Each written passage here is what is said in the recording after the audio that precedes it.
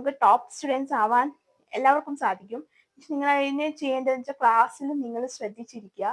ഇപ്പോൾ ടീച്ചർമാർ ക്ലാസ് എടുക്കുമ്പോൾ നിങ്ങൾ മൈൻഡ് ഡിവേർട്ട് ആവാണ്ട് വേറെ ഒരു മൈൻഡിലോട്ട് പോവാണ്ട്, ഇപ്പൊ വീട്ടിൽ എന്തെങ്കിലും പ്രശ്നമോ അല്ലെങ്കിൽ വേറെ എന്തെങ്കിലും കാര്യം വന്നിട്ട് മൈൻഡ് ഡിവേർട്ട് ആവാണ്ട് ടീച്ചർ വന്നു ക്ലാസ്സിൽ വരുമ്പോഴത്തേക്കും നിങ്ങൾ എല്ലാവരും ക്ലാസ്സിൽ ടീച്ചർ പറയുന്നതും ടീച്ചർ എന്തൊക്കെ കാര്യങ്ങൾ പറയുന്നു, ഇപ്പൊ മാത്സ് ആണെങ്കിൽ എന്തൊക്കെ എങ്ങനെയൊക്കെ ചെയ്യുന്നു, മെത്തേഡ് എങ്ങനെയാണെന്നും അതൊക്കെ നമ്മൾ നീറ്റായിട്ട് മനസ്സിലാക്കിയിട്ട്, ഇപ്പോൾ ഒരു മലയാളം ടീച്ചറാണ് വരുന്നതെങ്കിൽ എങ്ങനെ കഥ പറയുന്നു, ഇപ്പൊ ഹിന്ദി ആയാലും അതെങ്ങനെ വരുന്നു, എല്ലാം നമ്മൾ നീറ്റായിട്ട് നമ്മൾ അത് ചെറുപ്പം തൊട്ടേ ശീലിക്കുകയാണെങ്കിൽ നമുക്ക് ഭാവിയിൽ തന്നെ ടോപ്പർ ആവാനായിട്ട് പറ്റും. നല്ല ടോപ്പറായി നല്ല മാർക്ക് സ്കോർ ചെയ്യാനായിട്ട് പറ്റും നമുക്ക്. പിന്നെ വീട്ടിൽ വന്ന് നമ്മൾ കഷ്ടപ്പെട്ട് മെനക്കെട്ടിരുന്ന് പഠിക്കാം. നമ്മളെ ശ്രദ്ധ മതി. ആ ശ്രദ്ധിച്ചിരുന്നാൽ തന്നെ നമുക്ക് പിന്നെ അവർ ക്വസ്റ്റ്യന് ആൻസർ ഒക്കെ തരുമ്പോഴത്തേക്കും നമുക്കത് ശ്രദ്ധിച്ചിരിക്കും, നമുക്കൊന്ന് വായിച്ചാൽ തന്നെ മനസ്സിലാവും.